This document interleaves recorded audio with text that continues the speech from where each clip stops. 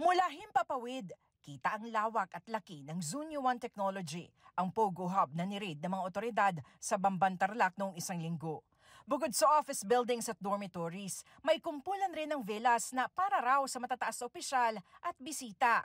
May Olympic-sized swimming pool at bukod sa alegasyong mga scam, human trafficking at illegal detention, may network na mga tunnel sa ilalim ng mga villa. Posible kasi na yung mga nakatakas ay dumaan po sa mga underground tunnels na. Sa loob ng villas, makikita ang mga marangyang muebles at mamahaling mga gamit.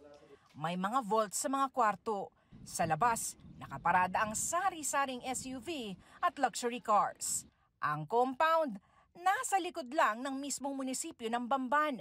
Lahat po ng POGO, lahat ng IGL, Internet Gaming License Operators, kinakailangan po magkaroon yan ng letter of no objection galing sa City Council. Dapat bago nag-release ng lono yung munisipyo, dinoble check nila ng, hindi lang double, I think triple, for quadruple check. Kasi ngayon nga, nakita natin yung mga ebidensya ng scamming dito sa loob. Nag-iimbestiga na rin ng Department of Justice. Bantay sarado naman ang puwersa ng PNP ang compound habang nagpapatuloy ang pagsuyod sa mga gusali. Ang mga dayuhang nahuli sa Pogo Hub, inilipat na ng Pasay City.